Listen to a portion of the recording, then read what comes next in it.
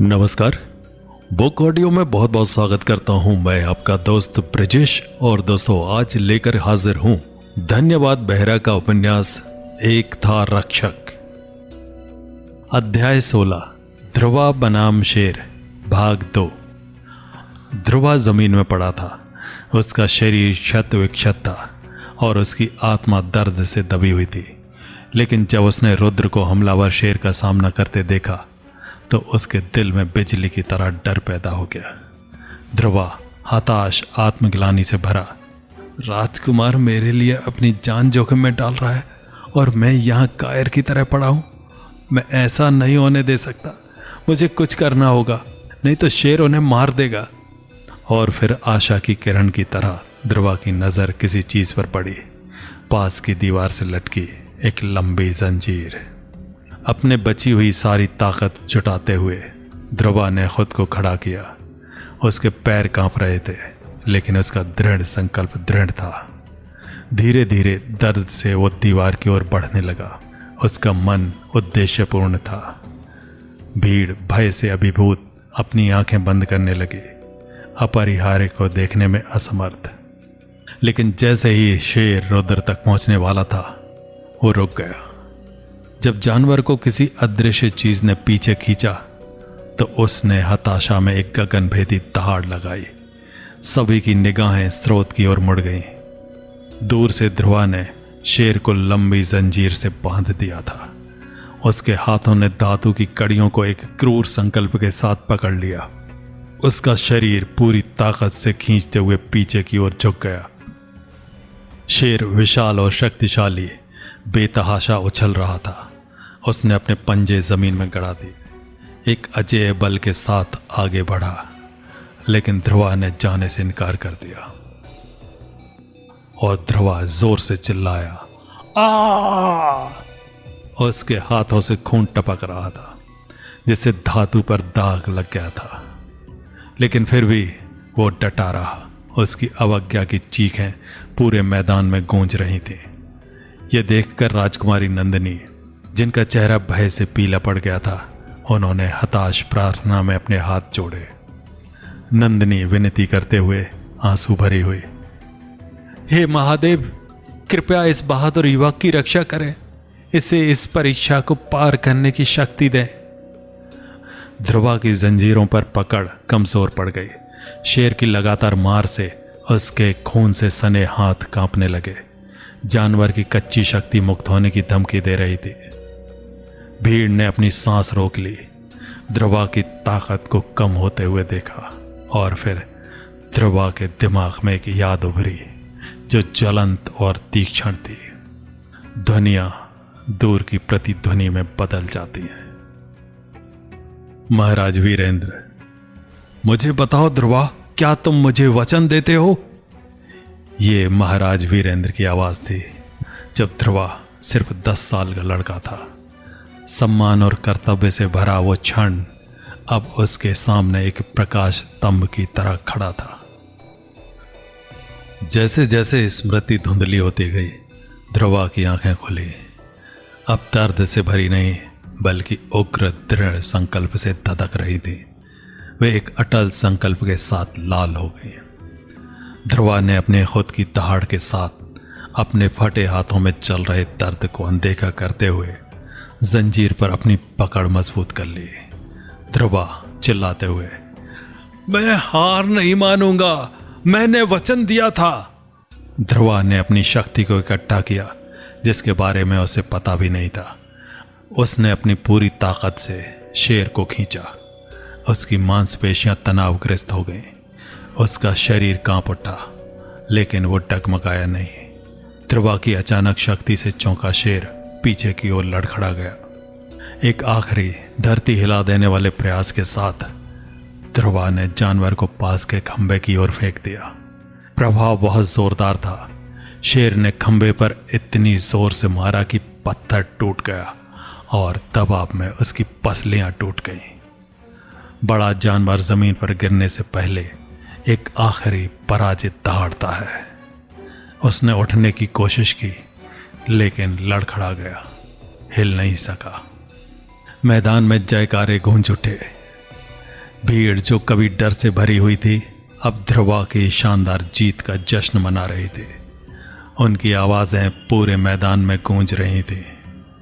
राजकुमारी नंदिनी राहत और खुशी से अभिभूत होकर मीना की ओर मुड़ी और उससे कसकर गले लगा लिया। नंदिनी, उसने कर दिखाया मीना, उसने कर दिखाया। तालियों की आवाज से पूरा माहौल कांप उठा। ध्रुवा की जीत का जोरदार जश्न। लेकिन तालियों और जयकारों के बीच ध्रुवा के कदम लड़खड़ा गए। पराजित शेर की ओर बढ़ते हुए उसके खून से सने हाथ कांप रहे थे। बड़े जानवर के बगल में घुटने टेकते हुए ध्रुवा ने उसके उबकाई भरे पेट पर अपना कोमल हाथ रखा। ध्रुवा, मुझे माफ कर दो मासूम प्राणी। मुझे अपने प्रियजनों के लिए ऐसा करना पड़ा, लेकिन मैं वादा करता हूं यह तुम्हारी आखिरी लड़ाई हो। ध्रुवा की करुणामयी हरकत को देखकर भीड़ के कुछ हिस्सों में सन्नाटा छा गया। यहां तक कि रुद्र, जो कुछ क्षण पहले जयकार कर रहा था, वो भी शांत खड़ा रहा। उसका दिल हिल गया। रुद्र कृतज्ञ भावुक आवाज में, धन्यवाद ध्रुवा, तुमने आज मेरी जान बचाई। रुद्र, चलो इस प्रतियोगिता को समाप्त करते हैं और इस शेर को हमेशा के लिए मार देते हैं। ध्रुवा धीरे से खड़ा हुआ। उसकी निगाहें शांत लेकिन दृढ़ थी। ध्रुवा, नहीं राजकुमार, इससे प्रतियोगिता समाप्त नहीं होगी। रुद्र ने उलझन में आंखें झपकाई। मैं समझ नहीं पाया। बिना कुछ कहे ध्रुवा ने अपनी पैनी निगाह पास खड़े आयोजक की ओर घुमाई। वो व्यक्ति अपनी घबराहट को छिपाने की कोशिश करते हुए आगे बढ़ा। मुट्ठी भर चमचमाते सोने के सिक्के और एक अलंकृत तावीज पकड़ा। बोना डरते हुए, यह रहा तुम्हारा इनाम, इसे लो और चले जाओ। लेकिन ध्रुवा का गुस्सा जंगल की आग की तरह भड़क उठा। उसने एक तेज गति से आयोजक की गर्दन पकड़ी और उसे जमीन से ऊपर उठा लिया। बोना हाँफते हुए विनती करते हुए, क्या कर रहे हो? मैं तो तुम्हें तुम्हारा इनाम दे रहा हूं। ध्रुवा की आवाज गरज उठी। हवा में कंपन पैदा हो गया। ध्रुवा क्रोधित स्वर में, अपना इनाम अपने पास रखो। इन सिक्कों का इस्तेमाल शेर का इलाज करने में करो और जब वो ठीक हो जाए तो उसे जंगल में छोड़ दो। अगर मुझे कभी पता चले कि तुम इस तरह कोई और क्रूर आयोजन कर रहे हो। उसकी पकड़ कुछ पल के लिए मजबूत हो गई। मैं तुम्हें ढूंढ लूंगा, मैं तुम्हें टुकड़े टुकड़े कर दूंगा और उस शेर को खिला दूंगा। ध्रुवा ने आयोजक को छोड़ दिया, जो खांसते और कांपते हुए जमीन पर गिर पड़ा। बिना एक और नजर डाले ध्रुवा मुड़ा और रुद्र के साथ चलने लगा। लेकिन इससे पहले कि वे जा पाते, बोना रामा अभी भी कांप रहा था। लड़खड़ाते हुए आगे बढ़ा और बोला, रुको, ये ताबीज। मुझे आखिरी समय में डर लगने लगा कि कहीं तुम मेरे शेर को मार तो नहीं दोगे, क्योंकि वही शेर मेरी कमाई का जरिया था। पर तुमने उसे चाहते हुए भी नहीं मारा। इससे तुम्हारा दिल साफ है, पता चलता है। मेरे पिता ने मरते समय मुझे एक ताबीज़ दिया था और कहा था कि ये ताबीज़ मैं उसे दूं जिसका दिल साफ हो। इसलिए कृपा करके इस ताबीज़ को अपने पास रख लो। सच कहता हूँ, अगर तुमने ये ताबीज़ अपने पास रख लिया तो मैं वादा करता हूँ कि तुम्हारे कहे हुए हर बातों को मानूंगा। पर दया करके ये ताबीज़ अपने साथ रखो। एक पल के लिए ध्रुवा हिचकिचाया, फिर अनिच्छा से उसने आगे बढ़कर ताबीज़ लिया। उसका वजन उसके गले में आ गया।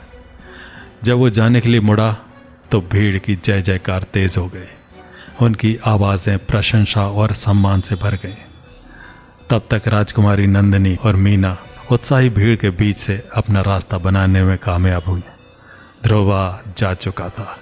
उसकी उपस्थिति, जो कभी मैदान में जीवन से भी बड़ी थी, एक क्षणभंगुर छाया की तरह गायब हो गई थी। राजकुमारी नंदिनी बहादुर योद्धा की तलाश में भीड़ के अंदर चली जाती हैं। शेर के मालिक को पास में खड़ी देखती हैं। नंदिनी जिज्ञासु स्वर में, सुनो, वो लड़का कहाँ गया जिसने तुम्हारे शेर को हराया था? रामा उसकी ओर मुड़ा। उसके होंठ राजकुमारी को देखते हुए एक जानकार मुस्कान में बदल गए। रामा, मुझे नहीं पता कि वो कहाँ गया है, लेकिन उससे लड़का मत कहो। वो कोई साधारण लड़का नहीं है, वो एक महापुरुष है। इसके साथ ही रामा ने धीरे से अपना सिर झुकाया और चलने लगा। उसके कदम उद्देश्यपूर्ण थे क्योंकि वो घायल शेर की ओर बढ़ रही थी। भीड़ की आवाजें और धीमी हो जाती हैं। तभी मीना नंदिनी के पास आती है। मीना, राजकुमारी, क्या आपने देखा कि उस महापुरुष ने शेर को कैसे हराया? नंदिनी उसके होंठ एक कोमल मुस्कान में बदल गए। उसने अपनी नजर क्षितिज की ओर घुमाई, जैसे कि वो आखिरी बार ध्रुवा को खोज रही हो। नंदिनी, हाँ मीना, जो अपने प्रियजनों के लिए मौत से भी लड़ता है वही वास्तव में महापुरुष कहलाता है। वहां गुरु शिव आए। उनके चेहरे पर राहत और चिंता का मिश्रण था। बिना किसी हिचकिचाहट के उन्होंने ध्रुवा और रुद्र दोनों को कसकर गले लगा लिया। गुरु शिव, हे भगवान, ये अच्छा है कि आप दोनों ठीक हैं। रुद्र, गुरु, आपके आसपास होने पर हमारा क्या हो सकता है? गुरु शिव मंद मंद मुस्काए। उनकी आंखों में उन दो युवकों के लिए गर्व और स्नेह भरा हुआ था। लेकिन जैसे ही उन्होंने उनके इर्द गिर्द जमा हुए समूह को संबोधित किया, उनकी आवाज तुरंत व्यवहारिक हो गई। गुरु शिव आज्ञा देते हुए शांत स्वर में बोले, ठीक है, सभी लोग मेरे पीछे आए। हमें जल्दी ही गुरुकुल पहुंचना चाहिए, बहुत देर हो चुकी है। इसके साथ ही गुरु शिव मुड़े और आगे बढ़ने लगे। उनके स्थिर कदम आगे बढ़ रहे थे। एक एक करके समूह उनके पीछे पंक्ति में आ गया।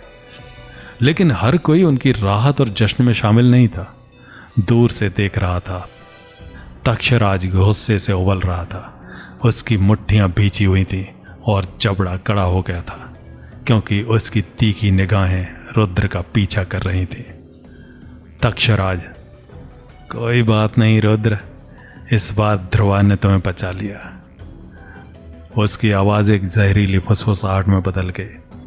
हर शब्द में द्वेष टपक रहा था। तक्षराज, लेकिन एक दिन में तुम्हें मार कर ही रहूंगा। वहां जैसे जैसे रात होती गई, पूरा मेला और भीड़ से भर गया। राजकुमारी नंदिनी अपनी दासियों के साथ चल पड़ी। उनकी बाहें दिन भर की खरीदारी से लाए गए सामान से लदी हुई थीं। नंदिनी कोमल उदास स्वर में, हमने आज जो कुछ भी चाहा वो सब खरीद लिया, लेकिन एक इच्छा अभी भी अधूरी है। मीना उनके बगल में चल रही थी। उसने आश्चर्य से अपना सिर घुमाया। क्या राजकुमारी? राजकुमारी नंदिनी, हम उस महान व्यक्ति को ठीक से नहीं देख पाए। वो कैसा दिखता है? मीना सवाल सुनकर चौंक गई, झिझकी। एक पल के लिए उसने सही शब्द खोजे, लेकिन इससे पहले कि वो जवाब दे पाती, अचानक एक शोरगुल ने शांतिपूर्ण माहौल को तहस नहस कर दिया। छाया से डाकुओं का एक समूह उभरा। उनके चेहरे नकाबपोश थे और हथियार फीके प्रकाश में चमक रहे थे। वे तेजी से आगे बढ़े। राजकुमारी नंदिनी और उनकी दासियों को घेर लिया। बाजार में दहशत फैल गई। लोग चीखने लगे और भागने की हताश कोशिश में अपने दुकान और सामान को छोड़कर तितर बितर हो गए। वहीं दूसरी ओर जैसे ही राजकुमारों का समूह घने जंगलों से गुजरा, ध्रुवा अचानक रुक गया। उसकी आंखें सिकुड़ गईं, जैसे कि उसे कुछ याद आ गया हो। राजकुमार रुद्र की ओर मुड़ते हुए उसने शांत निश्चय के साथ कहा, राजकुमार रुद्र, मुझे अभी याद आया, मैंने आपके लिए जो धनुष और बाण खरीदे थे वे मैंने मंदिर के पास ही छोड़ दिए हैं। मुझे वापस जाकर उन्हें वापस लाना है। रुद्र, धनुष? लेकिन शेर से लड़ते समय तुमने अपना धनुष तोड़ दिया। ध्रुवा समझाते हुए, हाँ, लड़ाई में एक टूट गया, लेकिन मैंने आपके लिए 3 खरीदे हैं। बाकी 2 अभी भी मंदिर के पास होने चाहिए। मैं जाकर उन्हें ले आता हूं। रुद्र ने जंगल की घनी होती छाया को देखते हुए अपना सिर हिलाया। रुद्र, अब इसके लिए समय नहीं है ध्रुवा, उन धनुषों को रहने दो, हमें रात होने से पहले गुरुकुल पहुंचना है। ध्रुवा, ठीक है, आप चलिए। रुद्र संतुष्ट होकर मुड़ा और फिर से चलने लगा। रुद्र, आज तुमने वाकई खुद को मात दे दी ध्रुवा, लेकिन ये मत भूलो मैं खुद भी इतना बुरा नहीं था। आखिर मैंने भी उस शेर से लड़ाई की थी और मेरे पास टूटे हुए भाले के अलावा कुछ नहीं था। इसलिए अगर हम इसके बारे में सोचें। रुद्र ने बीच में ही रोककर पीछे मुड़कर देखा और उसकी आवाज़ धीमी पड़ गई। उसका खुशनुमा चेहरा आश्चर्य और भ्रम में बदल गया। रुद्र चौंक कर, ये कहाँ गया? रुद्र के पीछे की जगह खाली थी। जंगल में अजीब तरह की शांति थी। हवा में पत्तियों की हल्की सरसराहट के अलावा। ध्रुवा चला गया था। और अगले अंक में होगा मंदिर। तो मिलते हैं अगले अंक में।